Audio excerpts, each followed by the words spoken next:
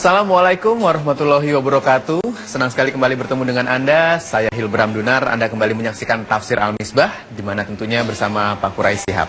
Assalamualaikum Pak Quraish. Waalaikumsalam warahmatullahi. Tamu kita di episode kali ini adalah seorang fashion blogger. Dia banyak menulis tentang fashion juga, ya. Dia banyak memberikan semacam diary katanya, yang berisi hal-hal menarik. Ada Mbak Konita Al-Jundia atau Mbak Tata ya. Assalamualaikum. Assalamualaikum. Apa nama ininya, blognya? Alamat ininya tatajundia.blogspot.com. tatajunia.blogspot.com. Oke, silahkan dicek. Ada foto kita dong nanti ya. Insya Allah. Tetap minta masuk. Dan juga ada Mbak Erlinda Tamam. Assalamualaikum Linda. Terima kasih waktu yang disempatkan ke sini. Pada kali ini kita akan membahas mengenai surah Al-Furqan yang akan dimulai dari ayat ke-53. Seperti apa? Langsung saja Pak Quraish.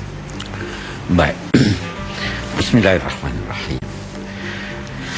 Ayat 53 dari surah Al-Furqan ini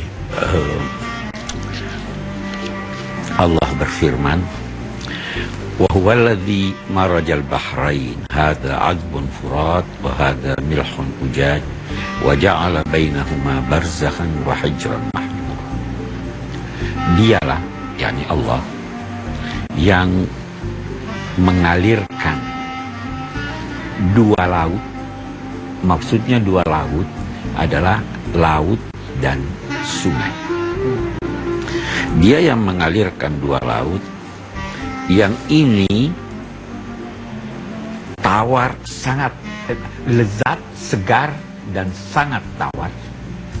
Dan yang ini milhun ujad, asin, lagi pahit. Tetapi Allah menjadikan antara keduanya barzakh, pemisah, sehingga dia tidak bercampur. Kita lihat dulu supaya lebih jelas. Kalau saya berkata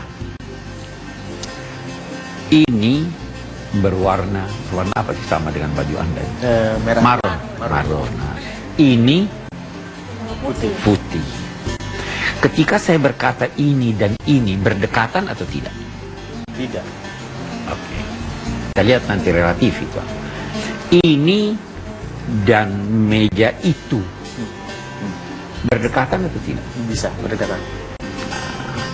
Kalau saya berkata itu, maka itu relatif jauh dari saya.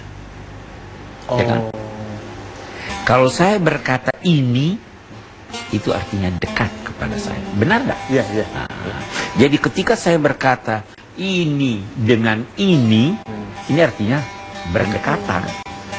Ini dengan itu artinya berjauhan. Nah, di sini Allah menyatakan ini segar dan tawar, dan ini asin.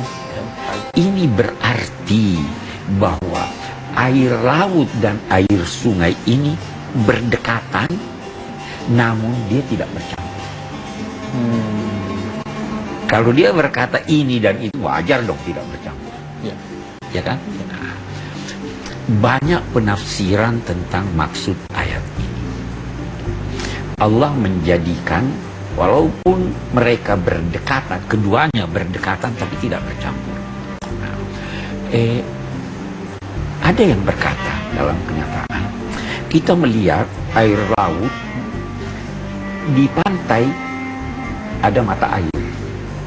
Ya. Yang memisahkan atau yang menyaring air laut itu, walaupun merembes ke bawah, tetap saja mata air tawar, tetap saja laut asin, tidak bercampur. Yang punya kuasa mengatur itu Allah. Oke? Ada lagi yang berkata ini lebih baik. Allah mengatur itu dengan jalan, menjadikan laut pada umumnya lebih rendah dari sungai. Tetapi laut itu banyak airnya, sungai itu sedikit. Sehingga kendati air sungai ada di atas dan mengalir ke laut, dia tidak bisa mengasinkan, menawarkan air laut, ya kan? Nah, sebaliknya, air laut karena dia di bawah tidak bisa naik ke atas untuk mengasinkan air laut. Bagus. Ada pendapat ketiga lebih baik, tapi ini dikemukakan oleh ilmuwan bahwa ada wilayah-wilayah di bumi ini yang walaupun sudah mengalir air laut ke sungai atau sebaliknya, tetap saja yang sungai yang bersumber dari sungai itu tawar, karena ada pemisah antara keduanya. Pemisah itu adalah diciptakan Allah pada air sungai dan air laut itu, sehingga bercampur dia tidak saling mengasinkan atau menawarkan. Padahal kita garis bawahi, sesuatu yang paling gampang bercampur itu air. Iya. Ya kan? Iya. Ini menunjukkan kuasa Allah. Mereka berkata itu sungai Amazon di Amerika Selatan mengalir ke laut Atlantik 200 mil, walaupun dia mengalir masih tetap sungai itu. Itu ada juga di Laut Merah dan lain-lain sebagainya. Kita mau berkata begini, apa makna ini? Dari segi ilmu, dari segi kenyataan begitu, tapi sebenarnya di balik itu ada sungai yang tawar, yang lezat, itu ibarat seorang yang beragama dengan baik. Yang asin, yang pahit, orang yang tidak beragama. Walaupun dia berdekatan, berteman, identitas masing-masing tetap terpelihara. Walaupun Anda berkunjung kemana-mana, melihat, ya toh? Jalan-jalan, traveling. Traveling kan dia traveling ya. Iya. Anda memerhatikan mode, fashion. Orang harus jaga identitasnya. Muslim harus menjaga identitasnya sebagai Muslim. Silahkan bergaul, tetapi jangan hilang identitas Anda. Jangan hilang budaya Anda.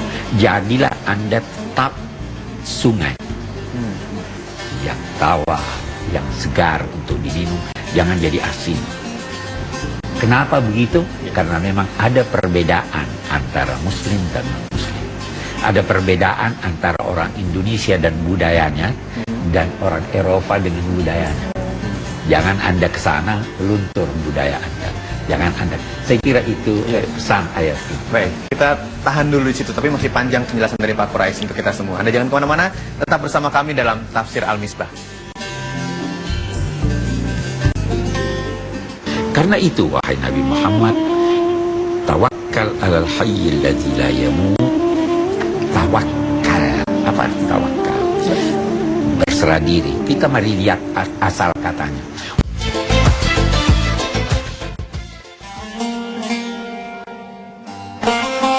Pada segmen sebelumnya Pak Quraish menceritakan bagaimana ada perbedaan walaupun dekat ya antara sungai dan juga laut. Itu kalau diibaratkan kita harus bisa menjadi pembeda dengan identitas diri kita yang tidak tercemar. Kemanapun kita pergi, kita tetap memiliki identitas sebagai Muslim yang baik. Dilanjutkan Pak Quraish. Jadi ayat ini, ayat yang kita bahas tadi itu ingin menunjukkan betapa Allah Maha Kuasa. Air laut yang begitu banyak, air sungai yang tidak sebanyak air laut, itu Allah buatkan. Itu dalam salah satu hadis ada dikatakan, perbedaan antara Muslim dan non-Muslim itu adalah sholat. Kalau Anda masih jaga sholat Anda, Anda masih jaga identitas Anda.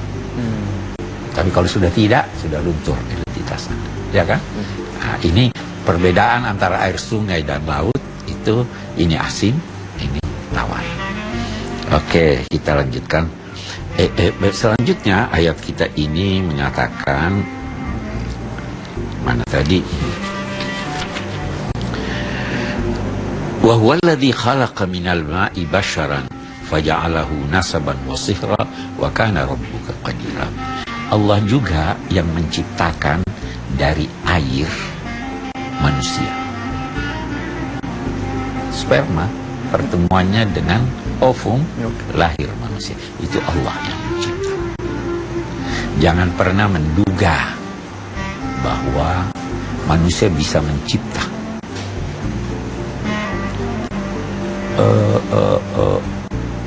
Cloning pun, bayi tabung pun bukan manusia yang mencipta.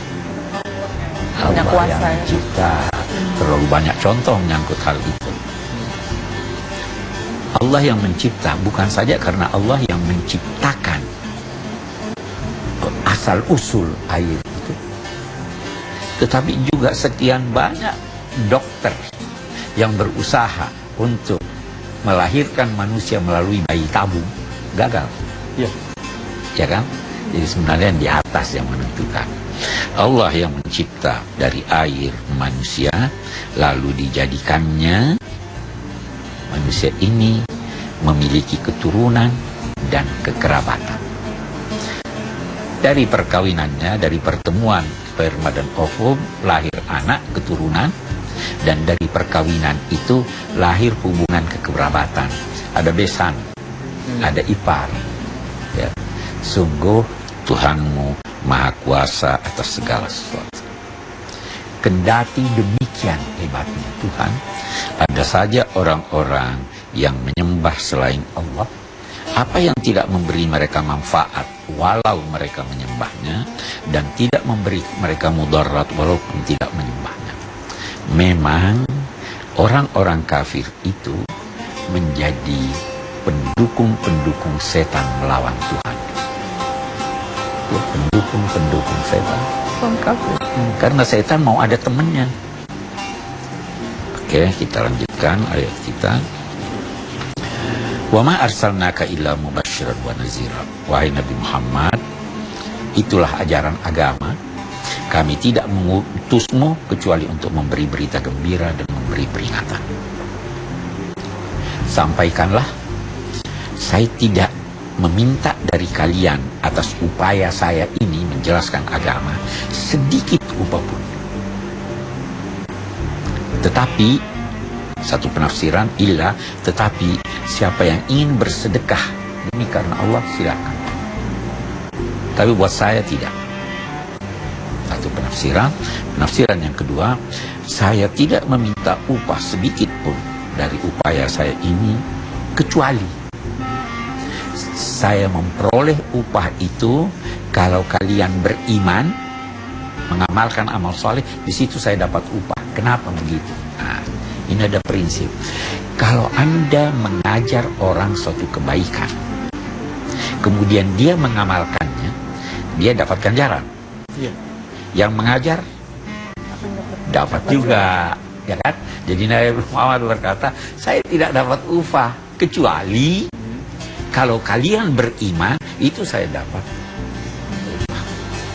Upah itu bukan dari kalian, itu dari Allah. Tapi apa sih itu istilahnya itu multiple apa lagi ini? Level itu, multi level. Multi level, ya kan level marketing. Level marketing begitu. Ini. Saya tidak minta upah dari kalian. Nah, karena itu wahai Nabi Muhammad, tawakkal alal hayyil ladzi la yamut. Tawakkal. Apa tawakkal? Berserah diri. Kita mari lihat asal katanya. Wakil itu apa? Wakil itu pengganti yang mendapat tugas mengerjakan apa yang mestinya Anda kerjakan. Kira-kira begitu ya. Nah, tawakal Berserah. Nah, tunggu dulu. Tawakal Allah, jadikanlah Allah wakil Anda. Jadi menyerahkan semua pada Allah begitu, Serahkan Pak? semua pada Allah. Jadikan. Nah, hanya ada bedanya menjadikan Allah wakil dan manusia wakil. Apa bedanya? Kalau manusia baik-baik menunjuk wakil, dia bisa berlepas tangan, tidak kerja lagi. Ya kan? Ya, kemungkinan bisa. Kerjakan kamu, saya tidak kerjakan. Itu wakil. Kalau Anda menjadikan Allah wakil, Anda masih harus bekerja. Setelah Anda bekerja, baru serahkan pada Tuhan. Itu bedanya yang pertama. Yang kedua, bedanya, kalau Anda menjadikan seorang wakil, bisa tidak Anda menarik perwakilan Anda? Bisa. Waduh. Ganti lagi wakilnya. Kenapa Anda ganti? Kalau mungkin kerjanya Dia kinerjanya gagal, kurang baik, dia mungkin tidak ya. tahu, ya kan? Jadi dia tidak tahu, boleh jadi dia lemah. Nah, sekarang kita kembali kepada Tuhan, bertawakal pada Tuhan. Wajar enggak Anda tarik perwakilan Anda dari Allah? Enggak. Tidak. Mungkin Allah yang narik kita kan. Bukan kita yang narik Allah. Nah, di sini bedanya. Toh, kita tidak bisa tarik karena jelas dia lebih kuasa dari kita. Kita tidak bisa tarik karena dia lebih mengetahui dari kita. Jadi kalau Anda sudah berusaha, sudah enggak ada lagi, saya tidak bisa lagi nih, saya serahkan pada Allah. Pasti keputusannya itulah yang terbaik. Itu arti tawakal Allah. Nah, mengapa kita bertawakal Allah? Apa syaratnya? Kita akan lihat nanti. Baik. Jangan kemana-mana, tetap bersama kami dalam Tafsir Al-Misbah.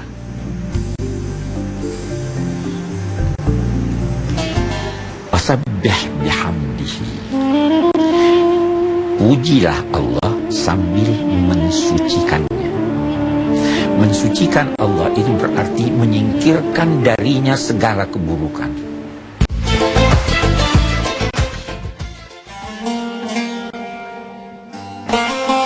Pada segmen sebelumnya dalam Tafsir Al-Misbah, Pak Quraish mengatakan atau menjelaskan mengenai arti tawakal, berserah, yang bisa juga berarti diwakili atau wakil. Jadi kita sudah berusaha semaksimal mungkin, sebaik yang bisa kita lakukan, lalu jangan lupa menyerahkannya kepada Allah sebagai wakil kita untuk menentukan apa yang terbaik untuk kita. Lalu bagaimana cara yang terbaik untuk tawakal? Silakan Pak Quraish. Baik, kita lanjutkan dulu ya. Jadi perintah sini ditujukan kepada Nabi, sebenarnya kepada semua umat Islam, bertawakallah kepada yang maha hidup. Jangan bertawakal kepada yang sekedar hidup. Yang maha hidup, alladzi la yamut, yang tidak mati. Hidup ditandai oleh 3 hal: gerak, rasa, dan tahu. Allah hidup dan memberi kehidupan. Ya kan? Nah, kalau begitu, kalau Anda mau berserah diri pada manusia, belum tentu berhasil.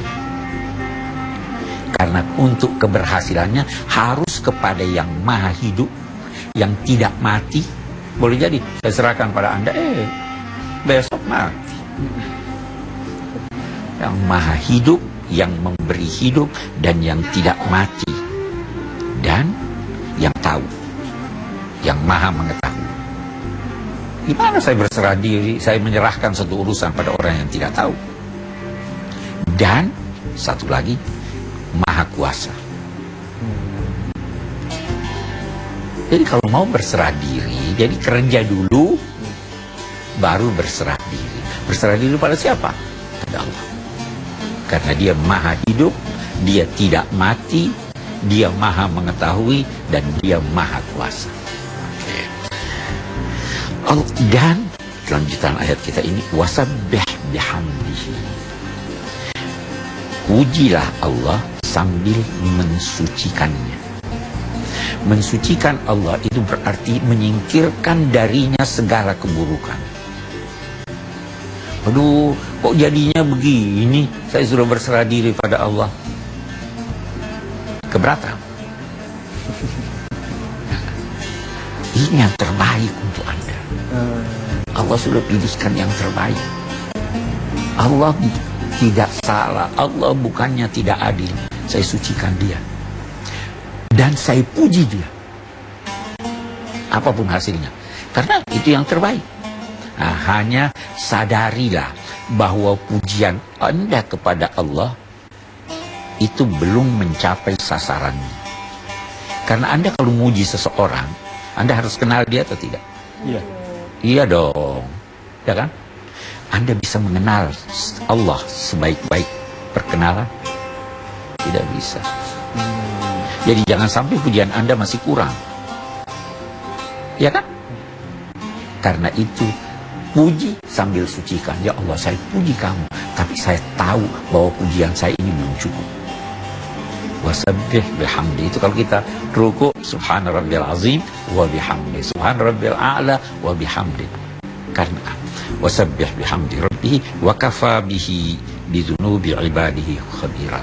Cukup sudah Tuhan maha mengetahui dosa-dosa orang-orang yang memaki-maki kamu, wahai Nabi Muhammad, orang-orang yang durhaka. Itu Allah tahu. Sebabnya ada ungkapan, Allah menunda tapi tidak mengabaikan. Ya kan? Ada ungkapan, Tuhan itu tidak tidur. Ya. Dia melihat. Wakafa. Baru di sini dilanjutkan tentang kuasa Allah lebih jauh yang menciptakan langit dan bumi dan seterusnya dan seterusnya. Saya kira sampai di sini. Baik, sebelum saya kasih kesempatan Tata dan juga Linda untuk bertanya, kita akan dengarkan pertanyaan dari masyarakat yang punya keberuntungan untuk bertanya langsung pada Pak Quraisy Shihab. Kita lihat. Assalamualaikum warahmatullahi wabarakatuh. Nama saya Rangga Pramudawadana. Saya seorang mahasiswa. Saya ingin bertanya. Dalam sebuah ayat Allah menyebutkan manusia dengan kata basyar, sedangkan di ayat lain dengan kata insan dan anas. Apakah perbedaannya? Terima kasih. Assalamualaikum warahmatullahi wabarakatuh. Waalaikumsalam warahmatullahi wabarakatuh, Rangga. Basar, insan, dan anas. Perbedaannya di mana? Baik. Masih ada satu lagi. Bani Adam, putra putri Bani Adam, ya kan? Iya. Oke. Mari kita lihat. Kalau bashar itu menunjuk manusia dengan persamaan umum antar mereka. Kalau saya berkata manusia, ada matanya, Ada. bagus. Semua manusia sama kita ada. Ada hidungnya, punya perasaan, punya perasaan.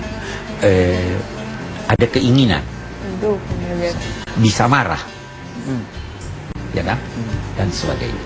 Bashar manusia dengan persamaan. Nah, kalau insan juga manusia, tapi bisa jadi ada perbedaan antara si A dan si B. Kita sekarang ambil contoh. Nabi diperintahkan menyampaikan begini. Innama ana basharun mislukum yuha ilayya. Aku ini adalah bashar seperti kamu. Mata saya di depan, saya lapar, saya bisa marah, dan seperti kamu. Tetapi saya dapat wahyu. Sebagai IA, itu insan. Ada unsur perbedaannya dengan manusia yang lain. Ya Pak? Itu insan. Bashar terambil dari kata yang semakna dengan kulit. Kita semua punya kulit ya. Insan terambil dari akar kata yang bermakna harmonis, yang berarti gerak, yang berarti lupa. Manusia ini dinamai insan karena dia mestinya selalu berhubungan harmonis. Ada tidak orang yang tidak berhubungan harmonis? Dia bashar. Ya toh? Selalu dia berpotensi untuk lupa. Demikian seterusnya, itu bedanya ya. Kalau anas kumpulan manusia. Jadi anas itu banyak. Kumpulan bukan. Kalau insan bisa satu orang, bashar bisa satu orang. Seperti kelompok begitu ya? Iya, kelompok. Wahai, biasa diterjemahkan seluruh manusia. Wahai seluruh manusia. Ya kan? Oke. Baik, terima kasih Pak Quraisy. Silakan Tata atau Linda dulu. Linda, iya silakan. Pertanyaannya. Apakah di dalam agama Islam itu boleh kita kita diperbolehkan untuk mempunyai bayi tabung? Apakah boleh punya bayi tabung dalam agama Islam? Oke, nanti jawabannya akan diberikan oleh Pak Quraisy sebentar lagi. Jangan kemana-mana. Kami akan segera kembali. Tetap saksikan Tafsir Al-Misbah.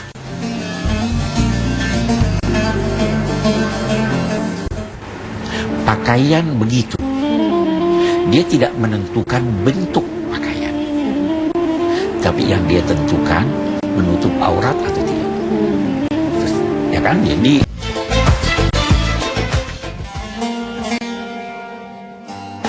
Pertanyaan pertama dari Linda adalah apakah manusia boleh memiliki bayi tabung? Dilihat dari sudut pandang Islam. Bagaimana Pak Quraisy? boleh dengan syarat. Syarat utama adalah bahwa sumber bahan yang dibuat darinya bayi tabung itu, atau lebih tegas lagi, sperma dan ovum yang dipertemukan itu haruslah sperma dan ovum dua orang yang telah memiliki hubungan pernikahan yang sah. Oh. Kalau ada satu orang di sana, tolong deh. Ini. Iya, iya. Tidak. Iya, kalau kayak bank sperma atau donor sperma begitu, Nggak boleh. nggak boleh. Kalau bank sperma diketahui bahwa ini milik si A, Iya. lantas akan diletakkan pada si B yang memang istrinya, boleh. Tapi kalau bank sperma begitu ada, seperti Anda menyimpan uang di bank, tidak ketahuan dari mana lagi ininya dan sebagainya, tidak bisa dong. Oh. Karena kenapa? Islam sangat mementingkan pemeliharaan asal usul dan keturunan. Itu sebabnya anak angkat pun yang Anda sudah angkat sejak dia bayi dan ini tidak boleh dinisbahkan kepada orang tua yang mengangkatnya. Karena orang tuanya ada kan? Ada. Kalau Anda tidak kenal orang tuanya, jangan sebut namanya. Jangan sebut nama orang tuanya. Ya kan? Jadi bayi tabung boleh, tapi ini salah satu syaratnya. Oke.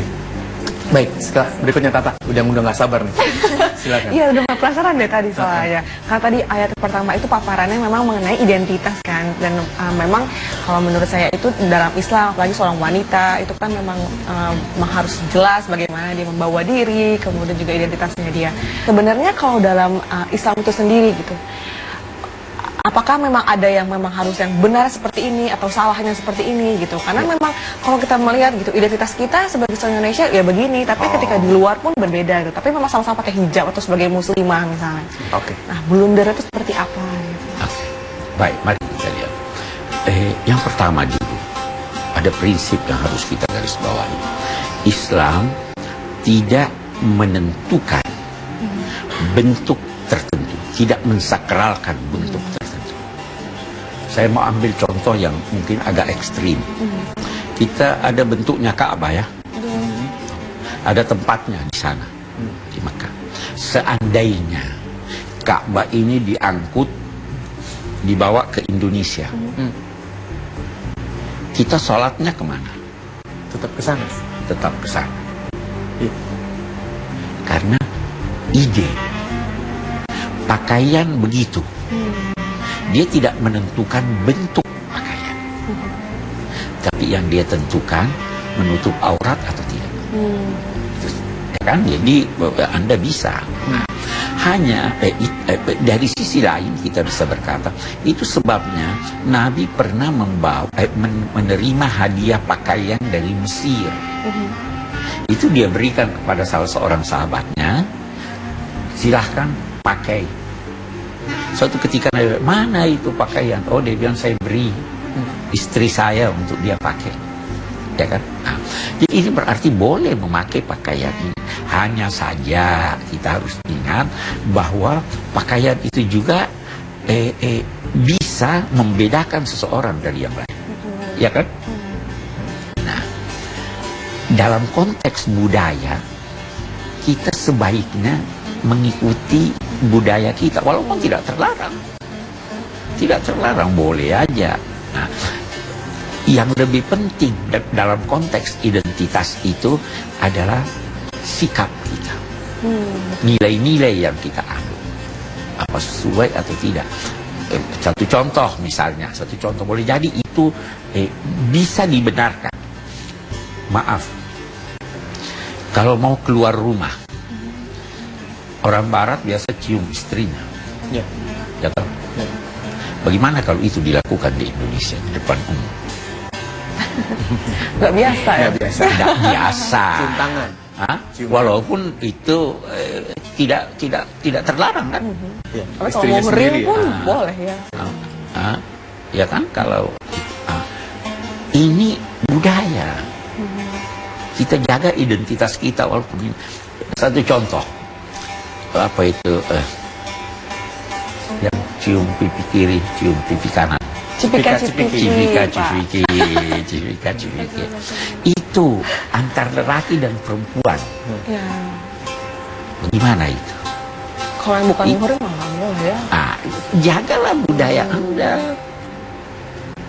Itu ada identitas. Jadi bertingkat-tingkat keharusan memelihara kita punya budaya.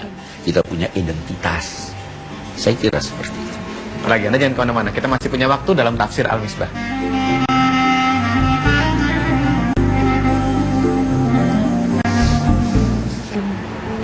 Berusahalah semaksimal kemampuan Anda. Setelah itu, serah diri pada Tuhan. Jangan baru setengah, sudah minta.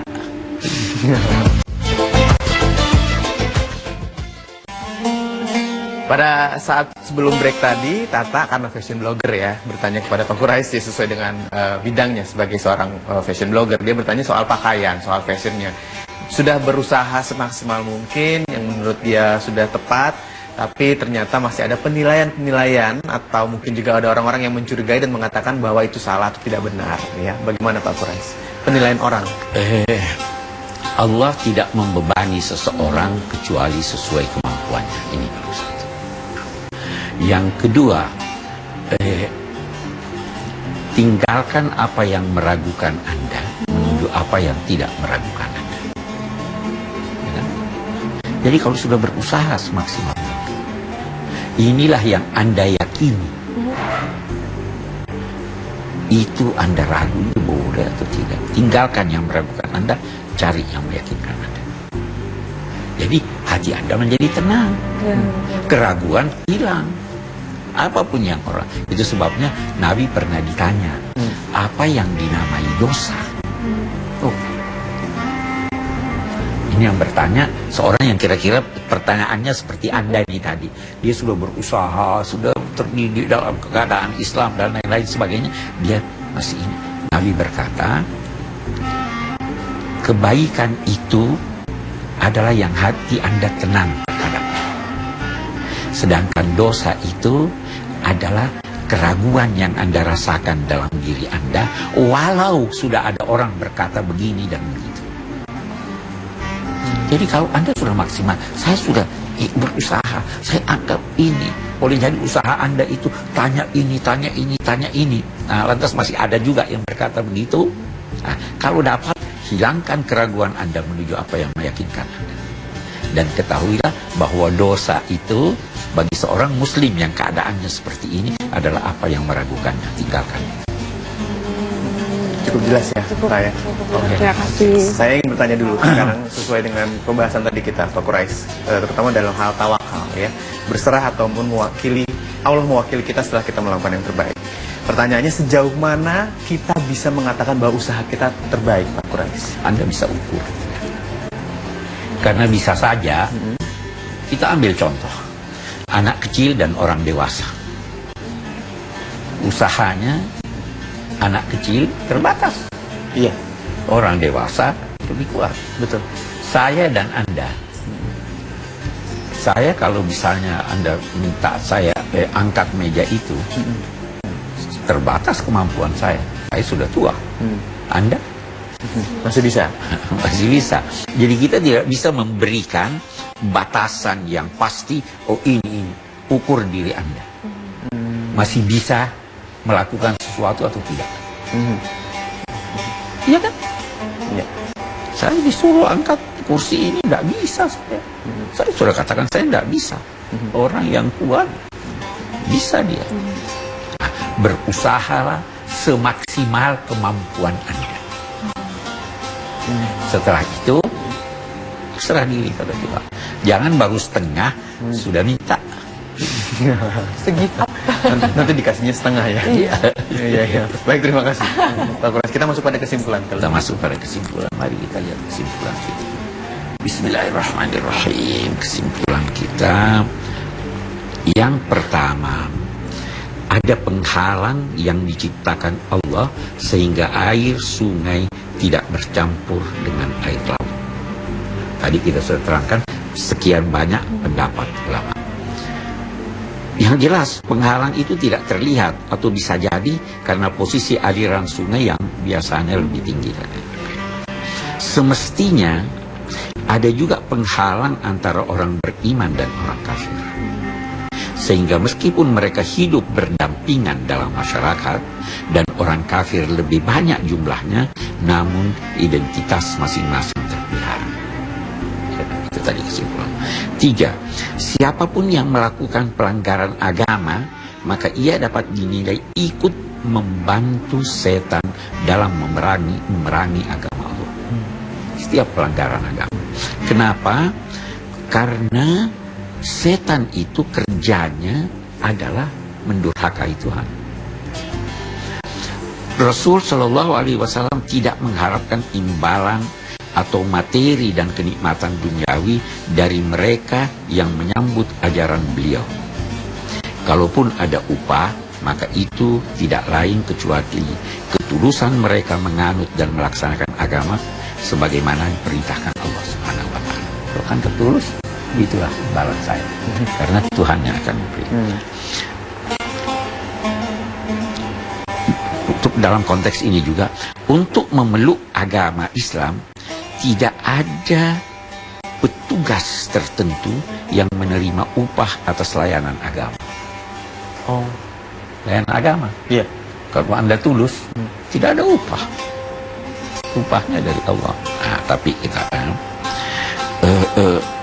tidak ada juga perantara yang menuntut imbalan atau tarif dan biaya penyambutan. Yang dituntut hanya ketulusan yang bersangkutan mengucapkan 2 kalimat syahadat di hadapan siapapun dari umat Islam. Itu hemat saya seperti itu. Saya tidak bisa menuntut pada Anda. Tapi kalau Anda mau beri saya, alhamdulillah. Oh begitu. Saya mau, tolong ini. Oh, saya baru mau datang kalau Anda bayar sekian. Tidak benar. Jadi tidak boleh punya tarif atau punya... Tidak boleh. Hemat saya itu. Terserah Anda. Nanti saya perlu melihat ini perlu saya hadir atau tidak. Boleh jadi ada suatu tempat yang minta saya, katakanlah, oh ini nggak ada imbalan atau ini imbalannya sedikit. Ada tempat lain minta juga saya, imbalannya lebih banyak. Apa saya pergi ke yang banyak? Kalau ini lebih dulu, ini lebih penting. Itu ajaran agama. Tinggal mestinya yang dikunjungi itu yang menampakkan terima kasihnya sesuai dengan apa yang biasa atau apa yang wajar. Karena kita tidak bisa juga halangi seorang mubalik misalnya berkata, oh saya tidak mau terima honor. Ya. Karena dia kan juga mau hidup. Anda mau dia berbicara yang baik, dia perlu belajar, perlu beli buku. Fahamilah itu, tapi jangan syaratkan di depan. Saya kira itu ya. Ya, oke. Baik, masih ada waktu Pak. Jadi kalau gitu saya ingin bertanya mengenai hal itu tadi. Jadi ketika kita itu apa Pak? Ketika kita menginginkan imbalan, apakah itu sebuah kesalahan atau bagus? Bagaimana itu? Satu hal dulu yang saya ingin katakan di sini. Keikhlasan buktinya bukan menerima atau menolak. Boleh jadi Anda menolak padahal Anda tidak ikhlas. Bisa enggak? Oh, enggak usah. Anda enggak ikhlas, Anda mau nama. Oh iya. Ya kan? Ya, ada keinginan lain. Iya, ada keinginan lain. Dan boleh jadi juga Anda menerima, Anda ikhlas. Jadi jangan kaitkan penerimaan dan penolakan dengan keikhlasan. Yang dilarang di sini adalah menuntut. Baik, mengharap jangan terlalu ideal barangkali kalau mengharapkan. Menuntut secara langsung atau tidak langsung. Kalau kita berdagang dengan sesama manusia, itu wajar dong. Tapi dalam berdakwah, kalau mau mengikuti Rasul, saya tidak mengharapkan ini yang tinggi. Tapi kalau ini, saya sebenarnya harap sekian. Bisa saja. Ya kan? Tapi saya tidak menuntut. Kalau tidak kasih saya begini, saya tidak mau. Tidak memaksa ya. Ya kan? Saya Apalagi tidak- memaksa. Baik, terima kasih Pak Kures untuk penjelasannya. Penting sekali itu penjelasan ini yang terakhir.